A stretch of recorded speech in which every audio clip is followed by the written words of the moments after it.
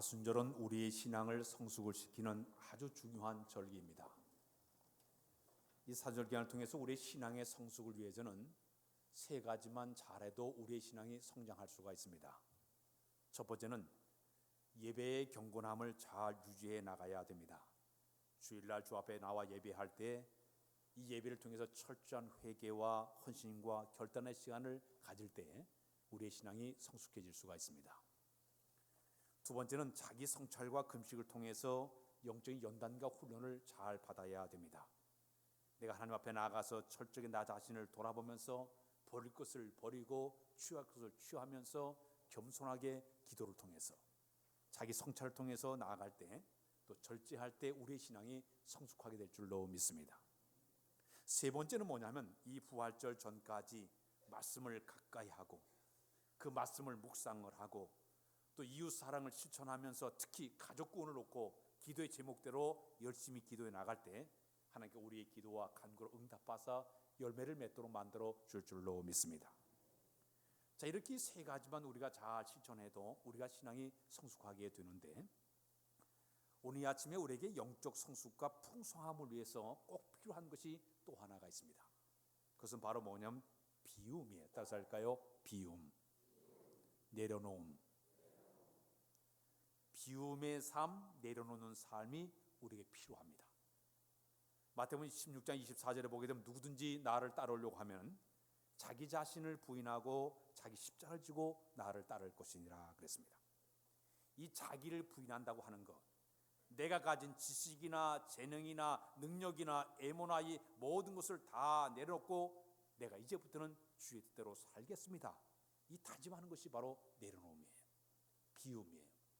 우리가 찬양할 때 주님 뜻대로 살기로 했네, 주님 뜻대로 살기로 했네, 주님 뜻대로 살기로 했네, 뒤돌아서지 않겠네.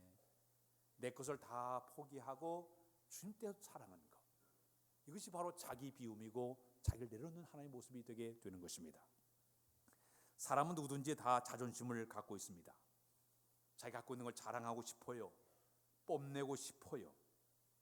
내가 갖고 있는 학식이나 재물이나 지위나 명예 있게 되면 이 모든 내세우고 싶은 마음들을 누구나 다 갖고 있습니다. 그러나 내 것을 다 내려놓고 비우게 되면 하나님께 이 비운 자리에 하나님의 것으로 채워줄 줄로 믿습니다. 육신적인 것을 버리게 되면 하나님은 영적인 것을 채우신 것이 원리예요. 여기 그릇이 있는데 이 그릇을 다 비워놓게 되면 빈 자리에 하나님께서 새 것으로 채워주시게 되는 것이에요.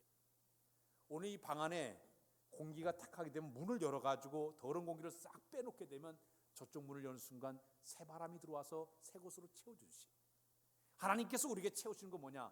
내 것을 버리면 하나님의 것으로 채워줄 줄로 믿습니다. 우리가 찬양할 때 오호 주님 채우소서, 나의 잔을 높이 듭니다, 한울 양식 내게 채워주소서, 넘치도록 채워주소서. 비우고 비우면 채워줄 줄로 믿습니다. 몽골의 선교사로 사역을 하고 있는 이용규 선교사님이 쓴 책 가운데 내려놓음이라는 책이 나왔습니다. 요즘은 제2권으로 더 내려놓음이라는 책이 나왔습니다. 이 이용규 선교사는 서울대학교 동양사학과를 나왔고 서울대학교 대학원을 졸업하신 분이에요. 또 미국에 건너가서 하버드 대학에 가서 중동지역학과 역사학 박사학위를 받으신 그런 분입니다. 근데 그가 기도하는 가운데 하나님의 음성을 듣고 자기가 그 모든 것을 다 내려놓고 마침내 저 몽골에 있는 울란바토르의 이레교회에 가서 그가 선교 사역을 하게 되었습니다. 한국에서 최고의 대학까지 나왔고 미국의 최고의 대학 하버드까지 다 나온 사람이 자기의 모든 지식이나 명예나 부귀를 다 하나님의 음성 앞에 내려놓고 묵묵하게 그런 전폭적으로 그 몽골 쪽에 가서 선교를 하게 됩니다. 그런데 그 책 제목 앞에 이렇게 써놨습니다. 내 인생의 가장 행복한 결심이었다. 하나님께 주신 더 좋은 것을 얻기 위해 과감하게 내 것을 포기하고 결단을 안다는 신앙을 계속적으로 이야기를 해주고 있습니다. 기독교 역사 가운데 4세기의 인물 가운데 그레고리 대제라는 분이 계십니다. 근데 그분이 우리 사람들이 짓는 죄가 7가지가 있다. 이 7가지 죄가 치명적인 죄고 중죄이기 때문에 이 사람이 경건한 삶을 살기 위해서는 일주일 동안에 이 7가지 죄를 하나씩 하나님 앞에 씨름하면서 고백하면서 나가야만이 우리가 경건한 삶을 살 수 있다고 그가 소개를 했습니다. 그 첫 번째가 교만이에요. 두 번째가 질투예요. 세 번째가 분노, 네 번째가 탐심, 다섯 번째가 탐시, 여섯 번째가 게으름, 마지막이 정욕이었습니다. 근데 7가지 죄 가운데 제일 첫 번째가 바로 교만의 죄라고 얘기하고 있습니다. 토마스 아퀴나스라는 분이 그런 얘기를 했습니다. 교만은 모든 죄의 어머니다 그랬습니다. 교만이 죄악의 뿌리가 되게 되면 모든 죄악이 교만으로부터 시작되는 게 너무 남아있다고 얘기해요. 교만하니까 질투심이 생기고, 교만하니까 분노를 만들어내고, 교만하니까 탐심을 만들어내고, 교만하니까 사람들이 게으름을 떨게 되고, 교만하니까 사람들이 정욕감에 빠지는 것이 바로 교만의 죄라고 그가 지적을 했습니다. 그 교만이 뭘까요? 라틴 말로 수페르비아라는 이 말의 뜻은 자기를 높이는 거예요. 자기를 뽐내는 거예요. 이게 바로 교만이라고 얘기를 하고 있습니다. 교만한 사람들은 일반적인 특징을 가지고 있습니다. 여러 가지 특징이 많이 있지만 그 가운데 이 교만한 사람들은 다른 사람보다 자기가 낫다고 여기는 사람이 되면 교만하다고 얘기합니다.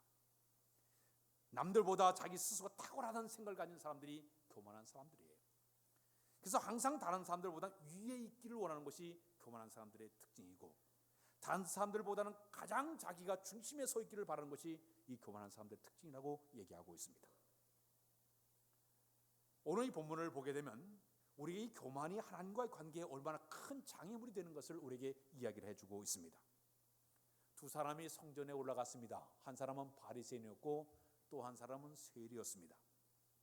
근데 이 바리새인과 세리는 아주 극대극의 대조적인 사람이었습니다. 이 바리새인은 어떤 사람인가 하면 그 당시에 헬라 말로 하면 파리사이오스라는 말인데 분리된 자라는 뜻을 가지고 있습니다. 주전 2세기부터 이 바리새파 사람들은 헬라 정책에 항거를 해서 유대인들이 지켜놓은 철저한 율법을 지켰던 사람이고, 조상들이 전통적으로 내는 구전을 철저하게 지켰던 사람들이 이 바리새파 사람들이었습니다. 그래서 그들은 율법을 아주 철저하게 잘 지켜서 회당 중심의 생활하였고, 율법에 대해서 누구보다도 잘 알고 율법을 철저하게 구절대로 전통을 잘 지켰던 사람들이 바리새파 사람들이었습니다. 자, 그런데 문제점이 있습니다. 지나치게 율법주의에 이렇게 살다 보니까 율법대로 살다 보니까 율법을 지키지 않는 사람들 갖다가 멸시하고 정죄한 일이 자주 있게 됐습니다. 이것 때문에 우리 예수님이 이 땅에 오셨을 때 이 바리새파 사람들과 자주 부딪히게 되었습니다. 마태복음 9장의 10절, 11절 이하에 보게 되면 우리 예수님이 죄인들과 함께 식사를 하고 있었더니 이 바리새파 사람들이 저 봐라, 저 예수란 자가 저 죄인들과 함께 식사하고 앉아있다고, 우리 대대로 내려온 전통을 무시한 사람이라고 예수님을 비난하게 되었습니다. 마태복음 12장 1절 14절에 보게 되면 우리 예수님께서 장로들의 유전을 버리고 손을 씻지 않고 음식을 먹었더니 저 봐라, 손도 씻지 않고 밥을 먹는다고 예수님을 비판하게 됩니다. 마태복음 12장에 보게 되면 우리 예수님이 제자들과 함께 안식일을 범했더니 저 봐라, 안식일을 범한 놈이라고 뒤에서 비난하게 되었습니다. 우리 예수님이 제자들과 함께 밀밭살을 지나가다가 밀을 비벼가지고 먹었더니 저 봐라, 안식일날 밀을 비벼 먹었다고 뒤에서 비난하게 되었습니다. 우리 예수님은 겉으로 드러난 행위보다는 그들에게 지적하기를 너희는 왜 겉의 의식적인 신앙을 가지고 그렇게 자랑하고 앉아있느냐, 너의 마음속에 하나님의 긍휼과 자비가 필요한데 내적인 것이 중요한데 왜 애적만 강조하느냐, 이것을 가지고 우리 예수님께서 그들을 비난하게 됩니다. 마태복음 23장 13절에 보게 되면 이 바리새인들을 향해서 우리 예수님께서 이렇게 얘기했습니다. 너희들은 천국 문을 닫고 자기도 못 들어가고 들어가는 사람도 못 들어가게 하는 이러한 그 무서운 죄를 범하고 있다고 그들을 책망하기도 했습니다. 마태복음 23장 25절 28절에 보니까 너희들은 겉으로는 율법을 준수하고 정결함을 추구하지만 그들의 마음속 내면 속에는 탐욕과 더러운 것이 그 속에 가득 차서 너희는 회칠한 무덤같이 살고 있다고 우리 예수님이 그들에게 호통을 친 적이 있었습니다. 이게 바리새파 사람들의 특징. 율법을 지킨 걸 자랑하고 내려온 전통을 지킨 걸 자랑했던 이 사람들이 바로 바리새파 사람들이었습니다. 반대로 두 사람이 올라간 바리새파 사람이 있었고 한 사람 세리였습니다. 이 세리는 어떤 사람이냐? 당시에 세금을 걷어들이는 사람들이었습니다. 이 당시에 로마 정부 사이에서는 두 계급의 세금을 거두는 사람이 있었습니다. 첫 번째 사람은 자기가 밑에 부관들을 많이 두고 세금을 걷어들이게 된다면 그 세금을 갖다가 황제에게 보고하는 상당한 지위가 높은 세력이 막강한 사람을 갖다가 첫 번째 세리에 있는 사람이었습니다. 우리가 성경에 얘기하는 이 세리장 삭개오가 바로 그런 사람이었어요. 자기 밑에 많은 부관들을 두고서 세금을 걷는 세리장이었던 사람이 바로 이 삭개오였습니다. 두 번째 세금장이들은 누구냐면 그 밑에 부관들에서 그들은 직접 뛰어들어가서 사람들에게 세금을 갈취하고 빼앗는 사람들이었습니다. 이들의 문제점은 돈을 걷어들인 다음에 자기가 얼만큼 착복을 하고 나머지만 갖다 황제에게 이래드리고 로마 나라에게 아부하는 그런 사람들이었습니다. 그래 그 당시에 유대인들이 전부 세리를 바라보고 이 죄인 중에 더러운 죄인들이라, 저들은 우리 민족의 피를 빨아먹는 더러운 흑필 같은 사람이라고 얘기했습니다. 그 당시에 사람들은 광야에는 잔인한 짐승들이 곰과 사자가 있지만은 이 도시에는 잔인한 세리와 기생충들이 우리 갖다 피를 빨아먹고 있다고 지적할 정도로 세리들 다 죄인으로 취급하게 되었습니다. 그 당시에 유대인들은 세리들 갖다 극도로 미워하고 또 그 당시에 그 세리들에게는 성전에 가서 회당에 들어가면 다 금지했어요. 너 들어오지 말란 말이에요. 이 죄인들이 감히 어떻게 들어오느냐. 특히 세리들이 하나님께 공중으로 기도하는 것도 못하게 했습니다. 법정에 와서 증언하는 것도 못하게 만들었어요. 이러니까 이 두 사람이 감히 어떻게 성전에 가서 기도하게 되겠습니까?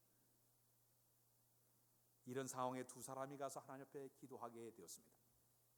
근데 오늘 본문에 보면 두 사람이 기도하는 내용과 그들의 모습이 전혀 달랐습니다. 이 바리새인은 하나님께 기도하기를 자기의 의로운 것을 드러내며 기도합니다. 하나님, 내는 다른 사람과 같이 이렇게 토색하거나 불의하거나 가늠한 적이 한 번도 없습니다. 나는 저 세리와 같이 살지 않았습니다. 자기의 공로를 다 자랑하면서 하나님, 나는 일주일에 2번씩 금식 기도를 철저하게 했고 나는 모든 소득의 11조를 내가 하나님께 드렸습니다. 자기의 의를 자랑하면서 기도하게 되었습니다. 그러나 세리는 그러지 않았습니다. 멀리 서서 감히 눈을 들어 하늘을 우러보지 못하고 가슴을 치면서 하나님, 나를 불쌍히 여겨 주옵소서, 나는 죄인입니다, 기도하게 됩니다. 그런데 놀라운 반전의 역사가 나타나게 되었습니다. 하나님께서는 이 바리새인의 기도를 들어주지 아니하고 오히려 세리 기도를 들어주게 됩니다. 오히려 세리를 의로운 사람이라고 그를 갖다가 칭하게 됩니다. 우리 예수님이 결론 짓기를 이렇게 얘기했습니다. 무릇 자기를 높아진 사람은 낮아지고 자기를 낮춘 그 사람이 높아지리라. 교훈의 말씀을 우리에게 주고 있습니다. 그러면 오늘 이 본문에 나와 있는 이 바리새인은 어떤 교만의 죄를 하나님께 범하고 있었을까요? 그는 극단적인 자기 중심적인 생각이 각잔 사람이 그 사람의 모습이었습니다. 본문 9절에 보게 되면 또 자기를 의롭다고 믿고 다른 사람을 멸시하는 자라고 얘기하고 있습니다. 이 바리새인의 문제점은 자기는 의롭다고 믿고 다른 사람은 전부 멸시하는 사람이에요. 다른 사람의 죄를 정죄하는 사람이에요. 이것이 그의 습성의 잘못된 죄라는 얘기입니다. 자기가 의롭다고 믿는 것까지는 괜찮은데 남을 헐뜯고 비난을 하고 정죄하는 못된 그 마음이 그 속에 들어있는 것이 바리새인의 모습이었습니다. 그러다 보니까 자기의 자존심을 올리기 위해 가지고 다른 사람을 자꾸 정죄합니다. 다른 사람 자꾸 비난할 수밖에 없었습니다. 이것이 바로 바리새인의 교만의 모습이었습니다. 여러분, 사람들이 교만하게 되면요, 자기 숭배하는 무서운 병에 걸리게 되어 있습니다. 돈 좀 많이 가져보십시오. 큰 소리 빵빵 칠 수가 있습니다. 지위가 높아 보십시오. 어깨에 힘이 딱 들어가게 되어 있습니다. 세상의 지위가 높아지게 되면요, 자기 뜻을 무슨 방법을 통해 관철하기 위해서 고집을 피울 수가 있습니다. 권력을 가져보십시오. 눈에 보는 게 없습니다. 재능이 있어 보십시오. 남과 늘 비교하면서 자기의 우월함을 갖다 자랑할 수밖에 없을 겁니다. 심지어 잘생기고 이쁘게 생기면 공주병에 걸리고 왕자병에 걸리게 돼 있어요. 이게 사람들의 특징이에요. 그런데 성경을 보게 되면 우리 하나님은 교만한 사람을 싫어하고 계십니다. 잠언 6장 16절에 여호와께서 미워하시는 것 곧 마음에 싫어하는 것이 6, 7가지니 곧 교만한 눈과 교만한 것을 싫어하시나니. 잠언 16장 18절에 교만은 패망의 선봉이요 겸손은 존귀의 앞자리라고 성경은 지적을 하고 있습니다. 창세기 3장에 보게 되면 인류의 최초 인간 아담과 하와에게 다가온 뱀이 하와에게 어떻게 유혹의 말을 던져라고 있습니까? 하나님은 분명히 산악권을 따먹는 내가 정령 죽으리라, 이게 하나님 명령이에요. 그런데도 뱀은 거짓말했습니다. 내가 이 술을 먹는 날은 내 눈이 밝아져서 내가 하나님같이 된다고 거짓말하게 됩니다. 내가 절대자가 될 수 있어, 내가 하나님같이 될 수 있어, 이 말의 유혹 앞에 그는 끝내 죄를 범하고 마침내 에덴에서 쫓겨나는 비극적인 일이 벌어지고 말았습니다. 잠언 16장 5절에 무릇 마음이 교만한 자를 여호와께 미워하시나니 피차 손을 잡을지라도 벌을 면치 못하게 될 것이라고 성경은 지적을 하고 있습니다. 야고보서 신약으로 돌아와서 야고보서 4장 6절에 보니까 그러므로 너희가 더 큰 은혜를 주시나니 그러므로 일러스되 하나님은 교만한 사람을 물리치시고 겸손한 자에게 은혜를 주시느니라. 베드로서 5장 5절에 너희가 다 서로 겸손으로 허리를 동이고 하나님 앞에 하나님은 교만한 자를 대적하시고 겸손에게 은혜를 주시나니 그러므로 하나님 능하신 손 안에서 겸손하라. 때가 되면 너희를 높여주시리라. 할렐루야. 전부 성경을 보면 신구약에 보니까 겸손하라, 겸손하라, 겸손하라, 교만을 꺾어버리라고 계속적으로 성경은 우리에게 이야기를 해주고 있습니다. 우리 예수님이 이 땅에 계실 때에 자기 자신을 소개할 때 이렇게 소개하고 있습니다. 마태복음 11장 28절, 29절, 30절에 수고하고 무거운 자들아 다 내게로 오라. 내가 너희를 편히 쉬게 하리라. 나는 마음이 온유하고 겸손하니 나의 멍에를 메고 내게 배우라. 우리 예수님은요, 자기 자신을 향해서 나는 온유하고 겸손해, 당당하게 얘기했어요. 내 겸손을 배우라 그랬어요. 나의 낮은 마음을 배우라 그랬습니다. 사랑하는 우리 예수님 이 땅에 오실 때에 하늘 보좌 영광을 다 버리시고 낮고 천한 이 땅에 오실 때 저 마국간에 천한 가정에서 태어나지 않았습니까? 사역을 할 때도 자기 자신이 사람의 모양으로 오셔가지고 종의 형체를 가지고 친히 자기가 내려가서 겸손한 모습으로 사람을 섬기면서 섬기는 삶을 우리에게 보여줬습니다. 선생인 자기가 허리에 수건을 들으시고 배에다 물을 떠다 놓고 그리고 수건을 갖다 놓고 자기 제자들의 발을 씻기면서 섬김의 도를 보시면서 겸손의 도를 보신 분이 바로 우리 주님이십니다. 주님의 제자가 되려면 이 주님을 닮아야 될 줄로 믿습니다. 사도 바울이 우리 예수님을 만난 다음에 그는 점점점 성숙한 신앙으로 변화가 되는 과정을 얘기하고 있습니다. 그는 하나님의 은혜가 자꾸 주어지다 보니까 신앙이 성숙이 계속적으로 올라가면서 고린도전서 15장 9절에 보니까 그는 하나님 앞에 이렇게 고백했습니다. 나는 사도들 중에 가장 작은 자라고 자기를 소개를 했습니다. 그러더니 그의 신앙이 점점 성숙해지니까 그는 고백하기를 에베소서 3장 8절에 나는 모든 성도들 가운데 가장 작은 자라고 자기를 또 소개하고 있습니다. 그러다가 그의 신앙이 조금 더 깊이 성숙해지니까 뭐라고 얘기하는 건 디모데전서 1장 15절에 나는 죄인 중에 괴수라고 자기를 얘기하게 됩니다. 그러더니 빌보 2장에 가더니 나는 예수 그리스도를 안 뒤에 예수 그리스도를 아는 지식이 너무나 고상해서 나는 세상의 모든 내가 자랑한 것을 똥처럼 다 버렸다고, 배설물처럼 버렸다고 그런 소개하고 있습니다. 주님을 더 알고 주님과 더 가까이 가다 보니까 내 것이 아무것도 알게 됐고요. 내 것을 다 버리고 내려가서 나는 작은 자입니다, 나는 죄인입니다, 철저하게 내려간 사람이 사도 바울의 모습이었습니다. 오늘 우리나라의 속담 가운데 익은 곡식일수록 더 고개를 숙인다는 말이 있지 않습니까? 우리 하나님 앞에 섰을 때 우리가 자랑할 게 뭐가 있어요? 내 재물, 내 지위, 내 지식, 내 명예, 뭐 자랑할 게 뭐가 있습니까? 아무것도 아니에요. 겸손해야 될 줄로 믿습니다. 아이들이 읽는 이솝 우화 이야기 가운데 이런 재미있는 이야기가 있습니다. 까마귀 한 마리가 아주 맛있는 고기를 하나를 딱 물고서 그 나뭇가지에 앉아가지고 맛있게 이제 그 고깃덩어리를 먹으려고 하게 되었습니다. 근데 마침 그 밑에 여우가 쓱 지나갔어요. 제가 이렇게 보니까 이 까마귀가 아주 고기를 맛있게 먹으려고 딱 준비를 하고 있는 거예요. 그 순간 여우가 까마귀한테 이렇게 얘기했습니다. 야, 까마귀야, 난 내가 부른 노래를 세상에서 가장 아름답고 제일 잘 부른다고 생각을 해. 너처럼 그런 목소리를 가진 새는 아마 세상에 없을 거야. 그 얘기를 턱 던지니까 까마귀가 마음속에 우쭐한 마음이 들었습니다. 그래가지고 여기 있는 여우가 소리치기를, 예, 한번 나한테 그 아름다운 노래를 한번 들려주겠니? 그러니까 속에 알았어. 노래를 깍깍, 소리 좋은지 모르겠어요. 깍 노래를 입을 탁 눈을 감고 열심히 불렀습니다. 부른 순간 그 입에서 고깃덩어리가 뚝 떨어졌습니다. 밑에 있는 여우가 그것을 입을 탁 썩 도망갔어요. 마침 노래가 딱 끝난 다음에 한 구절 신내보는 까마귀 눈을 딱 보니까 고기도 없어지고 여우도 없어지고 말았어요. 교만해지 우쭐한 마음이 드니까 우쭐한 마음에서 나왔던 하나의 모습이에요. 자꾸 잊어버린 게 까마귀 고기 먹었나 그러지 않습니까? 교만을 잃어버리는 그 모습이 나오게 되는 거예요. 하나님의 교회 신앙생활에 우리가 은혜를 받는 비결이 있습니다. 내려가면 은혜가 될 줄로 믿습니다. 자기를 비워야 은혜가 될 줄로 믿습니다. 우리가 링거 주사를 많이 맞았습니까? 저도 가끔 이렇게 영양제 주사, 이렇게 링거 주사를 맞습니다. 그 링거 주사를 맞는 높은 데서 흘러 내려와만이 이 안에 이렇게 들어가서 우리 몸에 영향이 되게 돼 있어요. 귀찮다고 내가 손을 버뜩 들어가지고 링거를 밑으로 땅에다 내려보게 되면요, 피가 나오게 돼요. 피 봐요. 은혜는 뭐냐? 낮은 곳으로 흐르게 돼 있습니다. 높이면 교만하면요, 피 볼 수밖에 없는 거예요.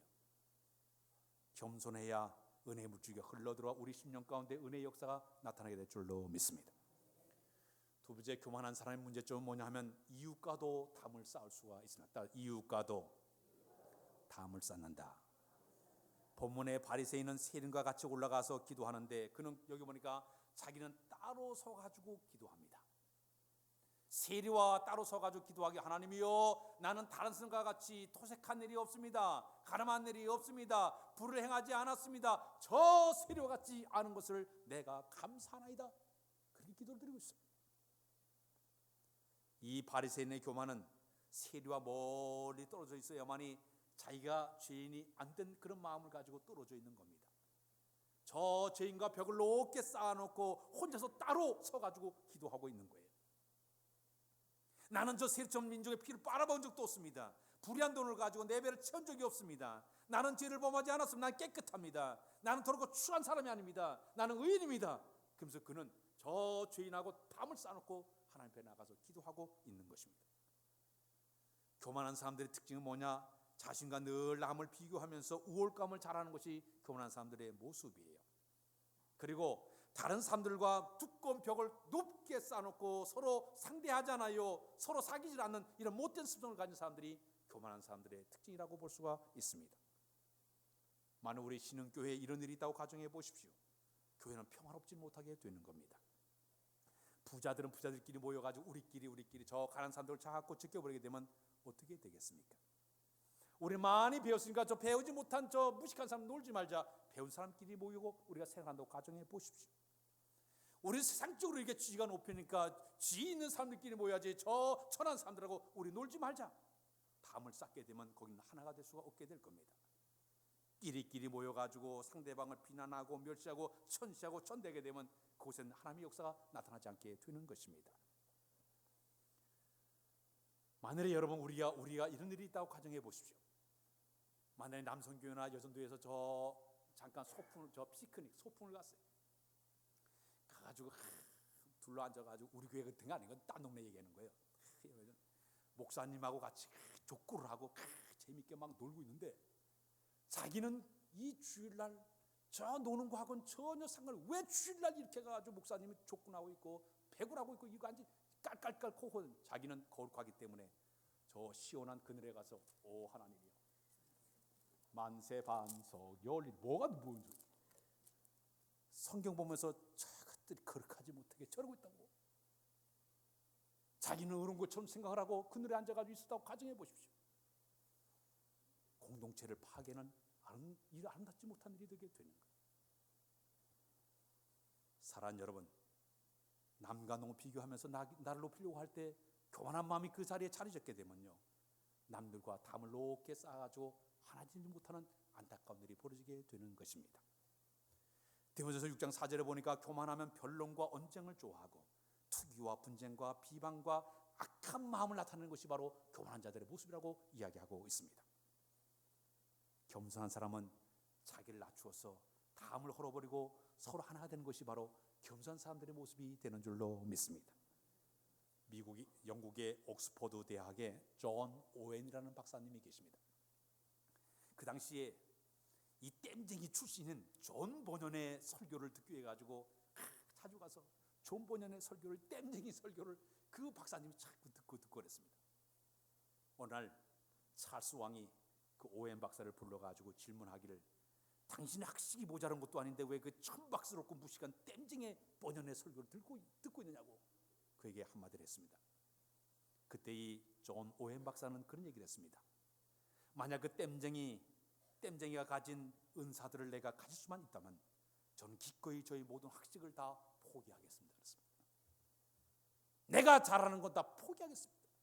하나님이 그를 통해 역사한 그 장면을 바라봤기 때문에 내 것을 포기해서 나는 따라하겠다고 그는 고백하게 되었습니다. 사랑하는 여러분, 겸손을 위해서 필요한 마음의 자세는 자기가 잘하는 뽐내는 것을 다 하나님의 것이라고 고백을 해야 될 줄로 압니다. 나는 그저 청지기에 불과한 내 지식도, 내가 가진 모든 재물도, 내 모든 명예도 주님의 것입니다. 재능이 있습니까? 주님의 것이에요. 주님이 잠깐 나에게 맡겨진 것이기 때문에 이것을 통해서 여호와의 영광을 드러내는 그런 마음이 되어야만이 주님이 그걸 통해서 영광 받으시고 그로 말하면 하나님의 영광이 드러날 줄로 믿습니다. 사순절은 담을 허는 기간이에요. 부부 간의 관계, 이웃과의 관계, 성도와의 관계, 모든 관계 속에서 담을 헐어버리고 겸손히 하나 될 때 거기에 주님의 역사하심이 나타나게 될 줄로 믿습니다. 마지막, 교만하게 되면 하나님도 속이는 사람이 될 수가 있습니다. 다시 교만하면 하나님을 속인다. 오늘 본문 11절 12절에 하나님이요 다른 사람들 곧 토색과 불의와 간음자들과 같지 아니하고 저 세력 같지 아니함을 감사하나이다. 나는 일에 2번씩 금식하였고 내 소득의 11조를 하나님께 드렸다고 그런 이야기를 하고 있습니다. 이 바리새인의 기도 내용을 유난히 들여다보게 되면 강조되는 단어가 있습니다. 우리말 성경에는 2번 나와 있어요. 나는 이거 2번밖에 안 나왔지만 원문 성경에 보게 되면 구절마다 나는이라는 말이 들어가 있습니다. 나는 세력 같지 않았고, 나는 일에 2번씩 금식을 하였고, 나는 소득의 11조를 드렸고, 전부 나는 이것이 그 속에 들어가 있습니다. 하나님 앞에서 나를 자랑하고 있는 거예요. 내 업적을 자랑하고, 나의 종교 생활을 자랑하고, 나의 열심을 자랑하고, 이런 것을 가지고 하나님 앞에 지금 기도를 하고 있는 것이 바리새인의 모습이었습니다. 진정한 기도는 뭔지 아십니까?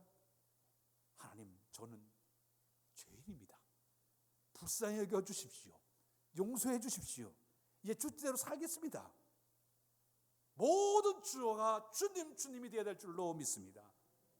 내가 이렇게 부자가 된 것은 하나님의 은혜, 주님이 하셨기 때문에 내가 부자가 되었습니다. 내가 이만큼 지위를 얻은 것은 주님 때문에 이런 지위를 얻었습니다. 내가 이런 아름다운 재능이 있는 주님 때문에 이 재능이 생겼습니다. 내가 세상의 모든 명예를 얻은 것은 다 주님께서 다 주셨습니다. 이 고백이 이루어져야 될 줄로 믿습니다. 세리는 하나님 앞에 기도할 때에 멀리 서서 감히 눈도 못 들었어요. 하늘으로 보지도 않고요. 다만 가슴을 치면서 하나님 앞에, 하나님이여 나를 불쌍히 여겨 주옵소서, 나는 죄인입니다. 철저하게 나는 죄인입니다. 하나님의 긍휼을 바라고 있습니다. 용서를 바라고 있습니다. 그랬더니 하나님께서 그의 기도를 들은 줄로 믿습니다. 기도를 해도 기도하는 사람들이 기도하는 가운데 많이 변화가 되지 않습니까? 그러나 아무리 열심히 기도해도 변하지 않는 이유가 뭔지 아십니까?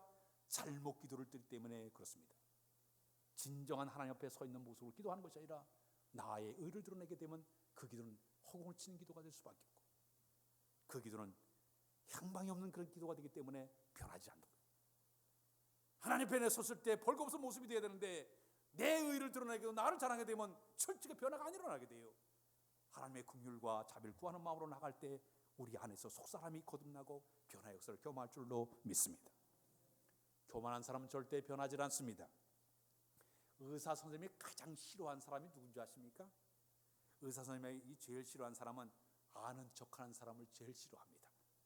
와서 자기가 아는 척하고 얘기하는 사람 제일 싫어하고, 또 하나 자기 병을 숨기는 사람을 제일 싫어해요. 그저 의사 앞에 갔을 때는요, 수술대 벌떡 들어가지고 옷을 홀딱 벗고 나를 살려주세요, 나 여기 아파 죽겠습니다. 그래야 의사가 정확하게 그 진단을 내려가지고 그의 병을 고칠 수가 있게 되는 것입니다. 오늘 우리도 마찬가지, 하나님 앞에 섰을 때 벌거벗은 모습이에요. 뭐 아는 척할 게 뭐가 있고 잘할 게 뭐가 있어요? 벌거벗은 모습이에요. 하나님, 나는 죄인입니다, 불쌍히 여주옵소서 하고 수술대에 올라가야만이 심령이 치료받게 될 줄로 믿습니다. 속사람이 고침받게 될 줄로 믿습니다. 그래야만이 그가 세례 기도가 되어서 주님의 응답받는 의로운 자라 치는 역사를 경험하게 되는 것입니다. 결론했습니다. 교만은 영적인 측면에서 볼 때 이게 병이에요. 이 산술기한을 우리가 십자가를 바라보면서 내 자랑하던 거, 뽐내던 거, 내가 의지한 걸 십자가 밑에 다 꽝꽝꽝 못을 박아 던지고, 이 겸손한 세리처럼 하나님의 도우심을 구해야 될 줄로 믿습니다. 겸손하게 은혜를 갈구하면서 하나님이여, 내가 내려가서 내가 주 앞에 섰나이다, 나를 불쌍히 여사 은혜를 베풀어 주옵소서. 그럴 때 우리가 나 자신을 비우는 순간 은혜의 통로가 열리고 은혜의 물줄기가 흘러내려올 줄로 믿습니다. 내려가야 물이 흘러내려가서 축축하게 적시게 되듯이 오늘 이 강에 흘러내리는 이 은혜의 물결이 여덟 가운데 10년 가운데 흡족히 채워졌습니다. 영적으로 소생하고 힘을 얻는 여러분들 다 되시길 주님의 이름으로 부탁드립니다. 기도합니다. 하나님 아버지, 사순절을 맞이했습니다. 우리의 모든 교만한 것을 꺾어버리기를 원합니다. 이웃과의 담을 헐어버리기를 원하오니 함께하사 주 앞에 설 때마다 세리처럼 나 자신을 철저하게 벌거벗은 모습으로 고백하게 하시고 용서함 받으러 나가는 우리 모두 다 되도록 은혜 베풀어 주옵소서. 철저하게 변화받아 속사람이 새롭게 거듭나고 강건해지는 귀한 역사를 허락하여 주옵소서. 예수 그리스도의 이름으로 기도하옵나이다. 아멘. 찬양 부르겠습니다. 94장 찬양했습니다.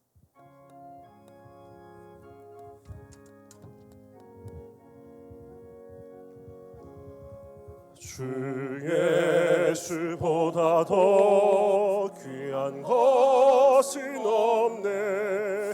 이 세상 부귀와 바꿀 수 없네. 영죽을 내 대신 돌아가신 그 놀라운 사랑 잊지 못해. 세상 즐거움 나 버리고 세상 자랑 나 버렸네. 주 예수보다 더 귀한 것은 없네. 예수 밖에는 없네. 주 예수보다 더 귀한 것은 없네. 이 세상 명예와 바꿀 수 없네. 이전에 즐기던 세상 일도 주 사랑하는 마음 뺏지 못해. 세상 즐거움 나 버리고 세상 자랑 다 버렸네. 주 예수보다 더 귀한 것은 없네. 예수 밖에는 없네. 주 예수보다 더 귀한 것은 없네. 이 세상 행복과 바꿀 수 없네. 유혹과 핍박이 몰려와도 주 섬기는 내 맘 변치 세상 즐거움 나버리고 세상 자랑 나버렸네. 주 예수보다 더 귀한 것은 없네. 예수 밖에는 없네. 이제 다 일어서 주님 앞에 봉헌하도록 하겠습니다.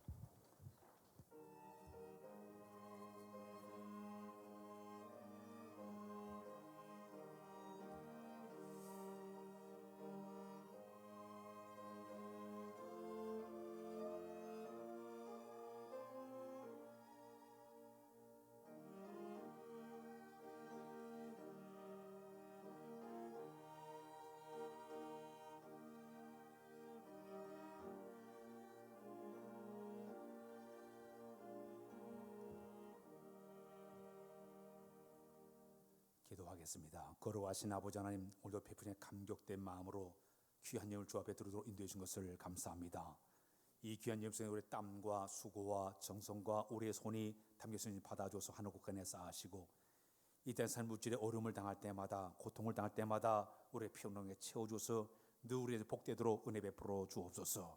특별히 감사의 드린 소개를 많이 쌓으니 삶마다 복을 하려 주시고 또 기도하는 제목도 있사오니 받아주어서 응답의 역사를 경험하도록 하나님여 인도하여 주옵소서.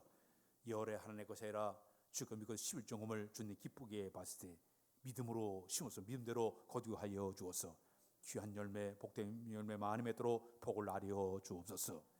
하나님의 교회를 사랑하는 마음으로 건축하고 드린 속기자니 받아주어서 이 귀한 예물을 통해 하나님의 교회가 아름답게 세워지도록 인도하여 주시며 또 선교임을 되서니 받아주어서 귀한 예물을 통해 이제 복음이 널리 증거되어 많은 영혼 구원하는 복된 예물 되도록 복을 나려 주옵소서.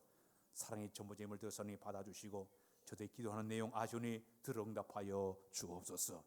고추장장 속길이 복되도록 도와주시고 성밀 떠서 주 앞에 되서니 받아주어서 귀한 저들의 삶 속에 일용한 양식이 또 신령한 만나가 채워지는 역사를 경험하도록 복을 나려 주옵소서. 이 예물이 상고 하나님께서 역사하시는 주만을 간절히 바라와서 예수님의 이름을 가지고 축원하며 기도하옵나이다. 아멘.